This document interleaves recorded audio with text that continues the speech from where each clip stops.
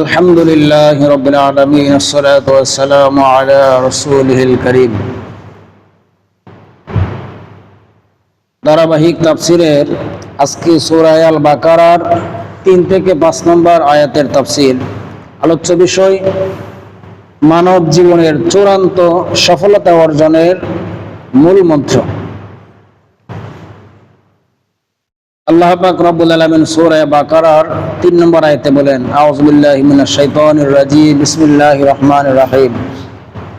আল্লাযীনা ইউমিনুনা বিল গায়ব, যারা আমি আল্লাহ তাআলাকে না দেখে আমার অদৃশ্যের প্রতি, আমার গায়বের প্রতি যারা ঈমান আনে, যারা বিশ্বাস করে। ওয়া ইউকিমুনাস সালাত, এবং যারা সালাত প্রতিষ্ঠাতা করে।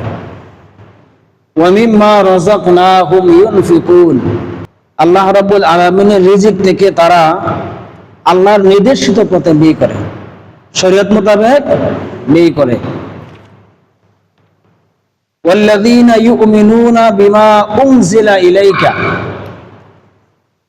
এবং আল্লাহর রাসূল সাল্লাল্লাহু আলাইহি ওয়াসাল্লামের উপরে আল্লাহর পক্ষ থেকে যা কিছু নাজিল করা হয়েছে তার প্রতি তারা ঈমান আনে।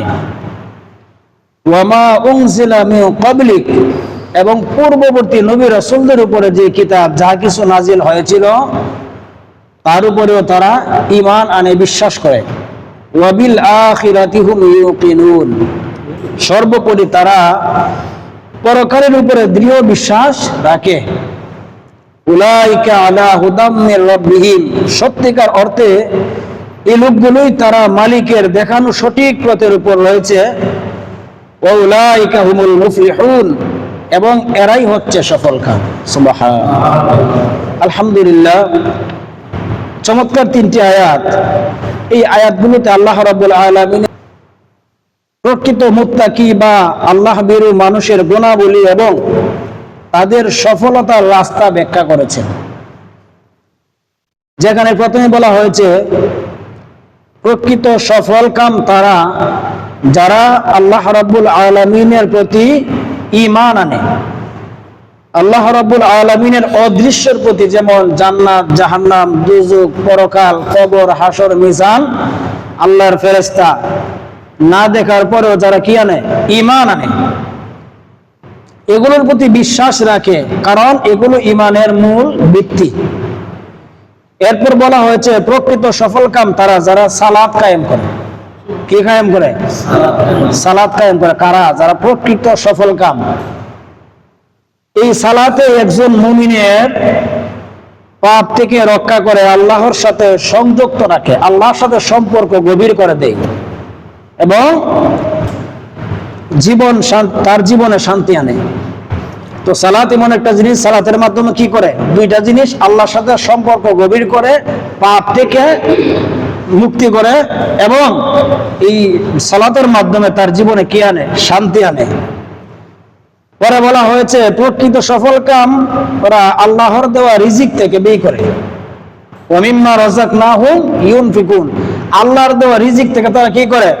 ব্যয় করে। শুধু এটি দান নয়, যারা মনে করতেছে আমরা দান করতেছি, বলা হচ্ছে শুধু এটা দান নয়, বরং মানুষের প্রতি দায়িত্বশীলতা, সহানুভূতি, এক ধরনের মানুষকে কি করা? দয়া করা, তার প্রতি মায়া করা, কৃতজ্ঞতা প্রকাশ করা।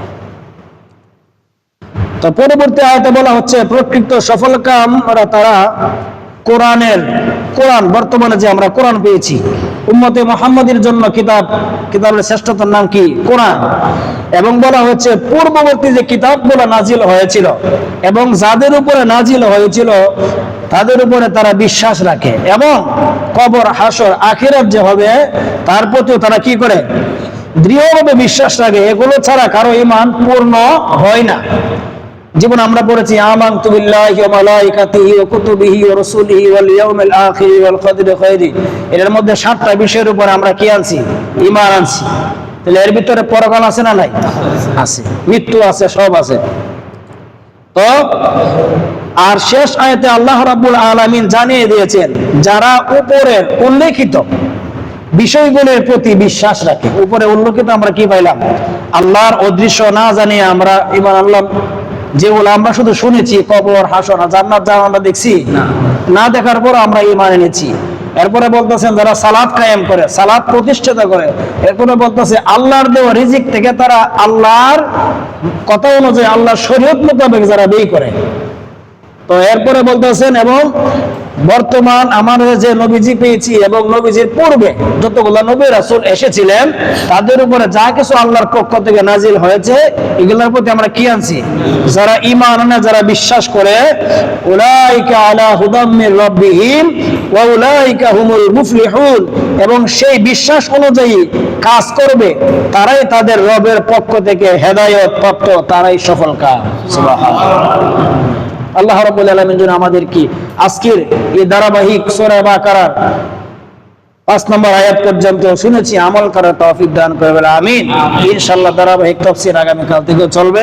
আল্লাহ তাআলা যেন আমাদেরকে কবুল করে বলে আমিন।